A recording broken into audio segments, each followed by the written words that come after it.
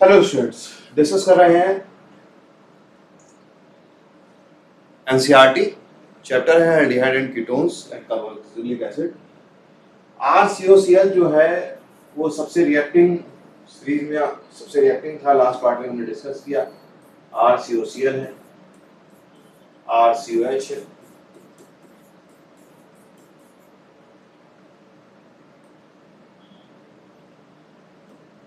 और RC double bond O NH2। यहाँ पे एसिडिक हाइड्रोजन है। जब ये RMgX से रिएक्शन करेगा तो R minus part acidic hydrogen से रिएक्ट कर लेगा। ठीक है, एसिडिक हाइड्रोजन से रिएक्ट कर लेगा R double bond C O H और H। ये इलेक्ट्रॉन इधर, ये इलेक्ट्रॉन इधर, ये डेल्टा माइनस चार्ज और ये डेल्टा प्लस चार्ज। तो जो रिएक्टिविटी आएगी वो यहाँ पे आएगा और RH बना देगा। ठीक है, प्लस R CO NH और इससे क्या लग जाएगा माइनस और MgX प्लस। ठीक है, तो यहाँ पे प्रोडक्ट के रूप में RH बन गया। यहाँ पर भी ये सेम ट्रेंड आएगा। RMgX जो है, ठीक है, ये अपने इलेक्ट्रॉन में, ये मेटल है, ठीक, ये अपने इलेक्ट्रॉन देगा, इस पे डेल्टा प्लस चार्ज आएगा, इस पे डेल्टा माइनस चार्ज आएगा। ठीक है, आई थिंक कि ठीक, तो delta minus charge with electron इस पे शिफ्ट होगा क्योंकि ये इलेक्ट्रॉन इधर खींच रहा है, ये इधर खींच रहा है, ये डेल्टा प्लस चार्ज और ये डेल्टा माइनस चार्ज। ठीक है, तो क्या बनेगा, यहाँ पर भी बाई प्रोडक्ट के रूप में RH बन जाएगा। ठीक है, अगर ये लाइट होंगे तो ये गैसेस फॉर्म में होगा। ये फिलहाल हम इसको थोड़ा सा इग्नोर करते हैं क्योंकि अगर हैवी एल्केन्स होंगे तो वो लिक्विड फॉर्म में हो सकते हैं और बहुत हैवी हुए तो वो सॉलिड फॉर्म में भी हो सकते हैं। R C double bond O minus और MgX। यहाँ पर एसिडिक हाइड्रोजन प्रेजेंट नहीं है, तो क्या होगा RMgX। ठीक है, RMgX भी रिएक्टिव है, ये भी काफी रिएक्टिव है। तो जब बहुत रिएक्टिव होते हैं, जैसे सोडियम वाटर के साथ बहुत रिएक्टिव है तो एक्सप्लोजन की चांसेस रहती है। तो रिएक्टिविटी हम मेटल की घटाएंगे। सोडियम की रिएक्टिविटी, सोडियम को रिप्लेस किया किसी दूसरे मेटल से, तो कॉपर से रिएक्शन किया, तो कॉपर से रात को कॉपर हमने पानी के साथ रख दिया, सुबह तक धीरे धीरे वो कॉपर प्लस 2 के फॉर्म में मिक्स हो। और बताते भी हैं कि कॉपर के तांबे के ग्लास में तांबे के बर्तन में रखा हुआ पानी एक रात का पीना चाहिए। कई रातों का रखा हुआ पानी कॉपर के नहीं पीना चाहिए क्योंकि कॉपर की मात्रा बहुत ज्यादा शरीर को नहीं देनी है, एक साथ थोड़ी थोड़ी रोज मात्रा देनी है। तो उसी तरह से हमने रिएक्टिविटी क्या करी, डाउन करी, तब जाकर के रिएक्शन हुई। सोडियम को डाला तो एक्सप्लोजन हो गया। सोडियम के साथ पानी पीने के थॉट प्रोसेस सोचना भी बेकार है। ठीक है, क्योंकि सोडियम जहाँ पे तालाब में डालते हैं, मान लीजिए एक ड्रम में, एक चीज में, किसी घर में करके आपने सोडियम फेंका तालाब में, सोडियम का ब्रिक फेंका, तो वहाँ पे एक्सप्लोजन के साथ तालाब का पानी उछल करके आएगा, एक्सप्लोजन होगा। ठीक है, तो और कॉपर का टुकड़ा फेंका तो कोई भी रिएक्शन नहीं होगी, धीरे धीरे कॉपर घुलता रहेगा तालाब में, तो जैसे उसमें बात करी। तो उसी तरह से हमने RMgX भी बहुत रिएक्टिव है और RCOCl भी रिएक्टिव है। इस सीरीज में RCOCl की रिएक्टिविटी RCOH से ज्यादा होती है और इस तरह से रिएक्टिविटी ट्रेंड फॉलो होता है। इसका एक अच्छा लिविंग ग्रुप है, तो हमने RCOCl लिया, लेकिन इसकी रिएक्टिविटी डाउन करने के लिए मैंने हम लोग इसको कन्वर्ट करते हैं CdCl2 से रिएक्शन करवा करके R2CD में।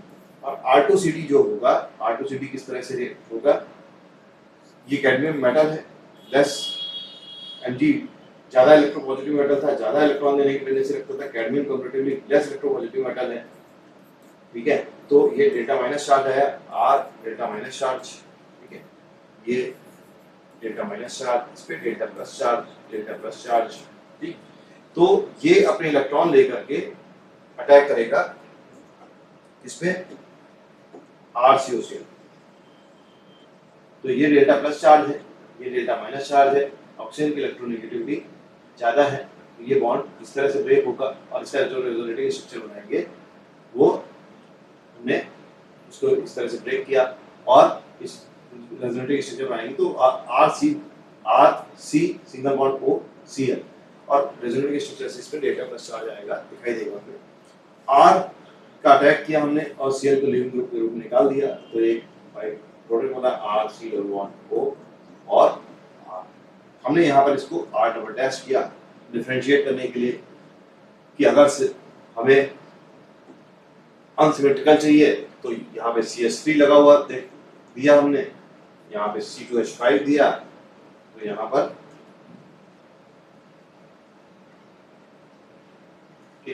पर ये CH3 हो जाएगा और ये C2H5 हो जाएगा। तो इस तरह से हमने रिएक्शन कर ली है।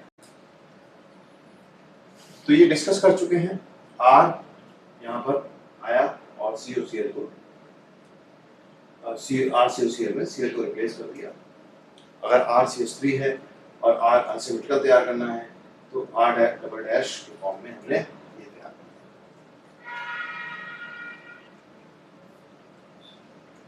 हमारा मेन ये पार्ट हम डिस्कस कर चुके हैं। फ्रॉम नाइट्राइल हम नाइट्राइल से तैयार कर रहे हैं आगे। तो नाइट्राइल में हमने आपसे कहा था कि आप सोचिए कि किस तरह से होता है।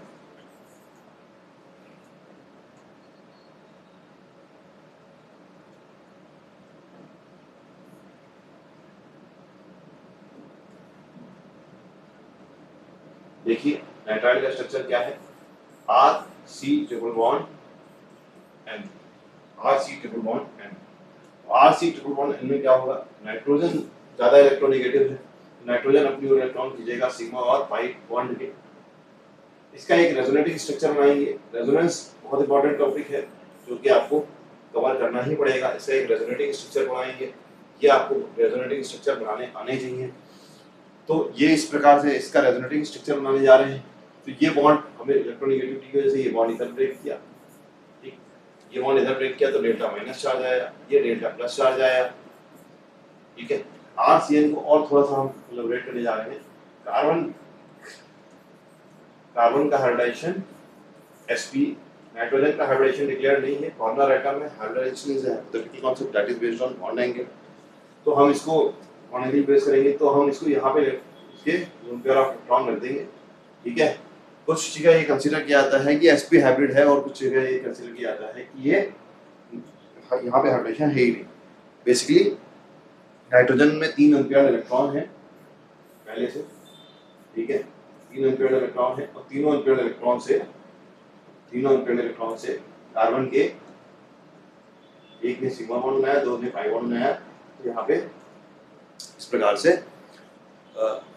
एक्सप्लेनेशन किया जा सकता है। या कार्बन में जैसे sp हाइब्रिड करके 3 बॉन्ड बनाए, हमने 4 बॉन्ड बनाए हैं, उस तरह से नाइट्रोजन में हाइब्रिडेशन करके हम 4 ऑर्बिटल तैयार कर सकते हैं, जिसमें से एक में कंसीडर करेंगे कि ये sp पे रखा हुआ है और बाकी एक में कंसीडर करेंगे कि sp से ये sp और ये 2 pi bond through p orbital बना है। तो ये दोनों की दोनों ही सोचने के तरीके ठीक है, क्योंकि hybridization is a hypothetical concept that is based on bond angle. अगर आप बॉन्ड एंगल बता पाते हैं तो हाइब्रिडेशन को कैलकुलेट किया जा सकता है कि क्या हाइब्रिडेशन का एक्सटेंट है। तो हम इसकी में बात करते हैं। ये सवाल यहाँ पे ये सब जो थ्योरी थी ये हमने आपको रिवाइज करने के लिए बनाई है। साइड थर्ड प्रोसेस है आपका RCN, ये इधर बॉन्ड ब्रेक किया तो इस तरह क्या आएगा, माइनस चार्ज आएगा, ठीक है, ये माइनस चार्ज आया, ठीक है, और यहाँ पे प्लस चार्ज आया। एडजेसेंट पॉजिटिव और नेगेटिव चार्ज अनस्टेबल होते हैं अगर वो एडजेसेंट पॉजिटिव और नेगेटिव चार्ज अनस्टेबल होते हैं अगर वो बॉन्ड बना सकते हैं। अगर वो बॉन्ड नहीं बना सकते तो पॉजिटिव और नेगेटिव चार्ज जितने पास होंगे उतनी ज़्यादा स्टेबिलिटी आएगी। क्योंकि आपने एक फॉर्मूला पढ़ा है, आपने F is directly proportional to Q1 and Q2 and inversely proportional to 1/r²। तो आप देखते हैं कि डिस्टेंसेस कम होती है तो फोर्स ऑफ अट्रैक्शन बढ़ेगा। तो डिस्टेंसेस पॉजिटिव और नेगेटिव चार्ज अपोजिट चार्जेस की कम हो रही है तो फोर्स ऑफ अट्रैक्शन बढ़ेगा। लेकिन केमिस्ट्री में अगर वो बॉन्ड बना सकते हैं तो एडजेसेंट पॉजिटिव और नेगेटिव चार्ज स्टेबल नहीं दिखाएगा, वो बॉन्ड बना करके ये स्टेबल रखेगा। तो more contributing resonating structure is this, more contributing resonating structure और ये comparatively less contributing resonating structure. एक रेजोनेंस हाइब्रिड बनाएंगे इसका, जो कि रियल स्ट्रक्चर होगा। ये क्या है, हाइपोथेटिकल स्ट्रक्चर है, कैलकुलेशन बेस्ड है। ये हाइपोथेटिकल स्ट्रक्चर है, रिसो स्ट्रक्चर है, हाइपोथेटिकल रिसो स्ट्रक्चर है। ये भी हाइपोथेटिकल रिसो स्ट्रक्चर है। लेकिन हाइब्रिड स्ट्रक्चर जो है जरूरी नहीं कि वो रिसो स्ट्रक्चर हो। रिसो स्ट्रक्चर मतलब रिसो के नियमों को फॉलो कर रहा हो। यहाँ पे देखिए कार्बन के 3 बॉन्ड दिखाए हमने, क्योंकि एक में 2 बॉन्ड है, कार्बन के 3 बॉन्ड है, एक में कार्बन के 4 बॉन्ड है, एक में कार्बन और नाइट्रोजन के बीच में 2 बॉन्ड है, एक में कार्बन और नाइट्रोजन के बीच में 3 बॉन्ड है। तो हम 2 बॉन्ड दिखा रहे हैं। तीसरा बॉन्ड कैसे उठाएंगे, इससे उठाएंगे, क्योंकि दूसरे इसमें नहीं दिखाई दे रहा है, तो यहाँ पर पार्शियल बॉन्ड दिखाएंगे, फुल बॉन्ड नहीं दिखाया। तो यहाँ पे क्या होगा, इससे नेगेटिव चार्ज आ रहा है, इसमें नहीं आ रहा है, इसका मतलब यहाँ पर डेल्टा नेगेटिव। इसमें पॉजिटिव चार्ज आ रहा है, इसमें नहीं आ रहा है, इसका मतलब यहाँ पर डेल्टा पॉजिटिव। और ये कैसा स्ट्रक्चर है, हाइब्रिड स्ट्रक्चर है। और हाइब्रिड स्ट्रक्चर क्या है, रियल स्ट्रक्चर होता है। लेकिन केमिस्ट्री हम किसके थ्रू पढ़ते हैं, जो मोस्ट कॉन्ट्रीब्यूटिंग रेजोनेटिंग स्ट्रक्चर है, इसके थ्रू केमिस्ट्री पढ़ते हैं। सिर्फ इसको इसके दिमाग में केमिस्ट्री बैकग्राउंड में चलेगी तो हम रिएक्शन को आसानी से प्रोसीड कर पाएंगे। R C triple bond N, ये बॉन्ड इधर ब्रेक होता है तो delta minus charge, delta plus charge. यहाँ पर डेल्टा प्लस चार्ज है तो यहाँ पर कोई भी न्यूक्लियोफाइल अटैक करेगा। न्यूक्लियोफाइल कौन है, यहाँ पर RMgX है, RMgX है। ये मेटल है Mg, तो डेल्टा प्लस चार्ज आ जाएगा, ये इलेक्ट्रॉन देगा, डेल्टा माइनस चार्ज आ जाएगा। ये Mg इधर इलेक्ट्रॉन देगा, इधर डेल्टा माइनस चार्ज आ जाएगा। ठीक है, जब भी शिफ्ट होगा तो R शिफ्ट होगा, तो R विद इलेक्ट्रॉन शिफ्ट हुआ यहाँ से कार्बन पे। ठीक, और ये रिएक्शन आगे प्रोसीड करी हमने, RC ट्रिपल बॉन्ड, सॉरी यहाँ पे हम अब डबल बॉन्ड कंसीडर करेंगे। ठीक, डबल बॉन्ड, क्योंकि एक बॉन्ड हमने इथेनॉल ब्रेक किया है। ठीक, तो R डबल बॉन्ड N, यहाँ पे R डैश कर लेते हैं, डबल डैश कर लेते हैं। ठीक, R डबल डैश आया यहाँ पर, और कार्बन जो नाइट्रोजन जो नेगेटिव चार्ज आया है उसके साथ ये बचा हुआ Mgx, बट ये इलेक्ट्रॉन ब्रेक करके चला गया है तो Mg पे कौन सा चार्ज आया, प्लस चार्ज आया, Mg प्लस और X। ठीक, तो इस तरह से ये आ गया है। अब जब ये कंपाउंड इस तरह से आपने बनता हुआ देखा, R double bond N Mgx, ठीक है, तो यहाँ पे जुड़ा हुआ है R double dash, R double dash यहाँ पर R डबल डैश है C6H5 यूज किया गया है, यहाँ पर इस पर्टिकुलर पोजीशन पे C6H5 यूज किया गया है। और यहाँ पर RCN, यहाँ पर यह R की जगह क्या यूज किया गया, इथाइल ग्रुप यूज किया गया है, CH3CH2 ग्रुप यूज किया गया है। ठीक, तो यहाँ पर अब हाइड्रोलिसिस कराई हमने। हाइड्रोलिसिस में क्या होगा, Mgx हाइड्रोलिसिस क्या है, यहाँ पे H प्लस है, OH माइनस है और H2 है। ठीक है, तीनों स्पीशीज हाइड्रोलिसिस में प्रेजेंट है। ठीक है, आप इक्विलिब्रियम और ये सब चीजें आपकी पढ़ी हुई हैं। तो H प्लस कहाँ जाएगा और OH माइनस कहाँ जाएगा। ठीक है, Mg OH और X। ठीक है, H प्लस कहाँ गया, यहाँ पे गया R C double bond N H और R डबल डैश। ठीक, अब हाइड्रोलिसिस करेंगे और ये ब्रेक करेंगे, यहाँ से बॉन्ड ब्रेक करेंगे, तो ये हमेशा बॉन्ड कैसे होगा, ये डेल्टा माइनस चार्ज, ये delta plus charge, delta minus किसको अट्रैक्ट करेगा, इसको अट्रैक्ट करेगा ये यहाँ पर, और प्लस को किसको अट्रैक्ट करेगा, OH माइनस, ये इसको अट्रैक्ट करेगा। तो R C OH, दो बॉन्ड दो OH। ठीक है, एक कार्बन दो OH अनस्टेबल, तो क्या बना लेगा, इस तरह से सोचेंगे। यहाँ से यहाँ तक डायरेक्ट सोचा जा सकता है, बीच के स्टेप्स की जरूरत नहीं है। IIT में आपको टाइम नहीं होता है, डायरेक्ट सोचना है। ये बॉन्ड ब्रेक किया, यहाँ पे दो OH लगाए डायरेक्ट, मैं वहाँ पे हमने डायरेक्ट सोचना सिखाने के लिए नई स्लाइड लेते हैं। ये देखिए R C R double bond N minus और Mgx प्लस। ठीक है, अब डायरेक्ट यहाँ से सोचना है, कैसे सोचना है जी। ठीक है, यहाँ पे क्या है, डेल्टा नेगेटिव चार्ज है, यहाँ पे H आ जाएगा।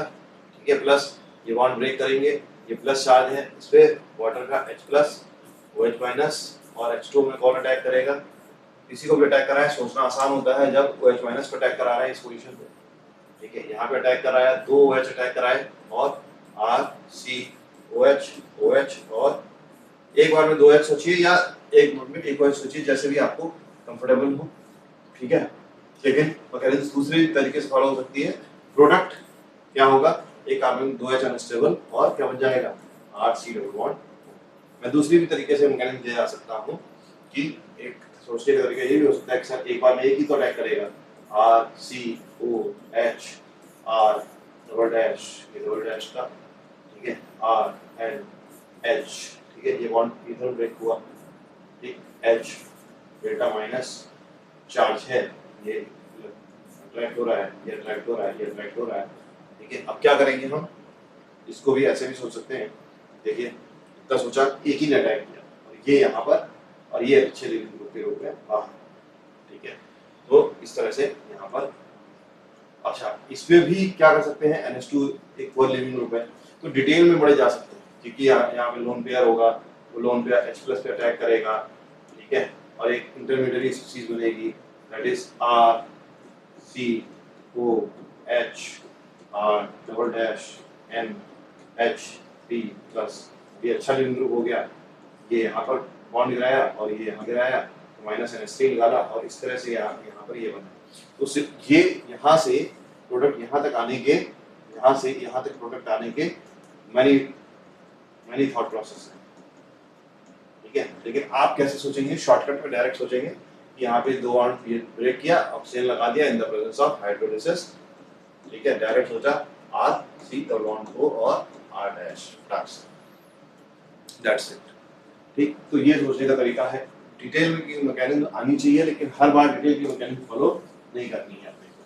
तो हमने फ्रॉम नाइट्राइल टू यहाँ तक डिस्कस किया, डिटेल में डिस्कस किया, उसकी डिटेल की आवश्यकता नहीं है, आपको कभी नहीं जरूरत पड़ती है, आपको डिटेल आनी चाहिए लेकिन हर बार डिटेल में ही हर सिस्टमेटिक स्टेप पे सोच करके काम करना है, ये नहीं। बस जब भी, जैसे आपको स्कूटर चलानी आनी चाहिए, स्कूटर खोल करके थोड़ी बहुत सही करनी आनी चाहिए, ठीक है, लेकिन हर एक स्टेप बहुत सारी डिटेल में हर बार आप गाड़ी को वैसे ही स्टार्ट नहीं करेंगे जैसे वो एक्चुअली स्टार्ट होती है। एक शॉर्टकट बटन होता है, गाड़ी स्टार्ट करी और काम चल दिए। तो इसी तरह से यहाँ पर भी इतना प्रोसेस डिटेल में है, इतना प्रोसेस डिटेल में है, ये भी प्रोसेस डिटेल में है, लेकिन हर बार इतना सोचना नहीं है। एज ए टीचर मैं आपको पढ़ा रहा हूँ, दिमाग में खोल रहा हूँ, समझा रहा हूँ, क्योंकि आपको समझ में आना चाहिए, डिटेलिंग मालूम होनी चाहिए सब कुछ, लेकिन वो डायरेक्ट आपको करना है। नेक्स्ट पार्ट में हम ये कवर करते हैं from benzene to substituted benzene, इस पार्ट को हम कवर करते हैं नेक्स्ट में। तब तक आप सोच सकते हैं कि ये किस प्रकार से, कहाँ पे डेल्टा प्लस आएगा, कहाँ पे माइनस आएगा, किस तरह से रिएक्ट होगा, और आप टैली कर सकते हैं जो हम बोल रहे हैं, जो हम आपको बता रहे हैं, वो आपके सोचने के तरीके से अब मैच करने लगा है कि नहीं। क्योंकि पढ़ाई का जो मेरा ऑब्जेक्टिव है आपके थॉट प्रोसेस को सब्जेक्ट के हिसाब से डेवलप करना। Thank you.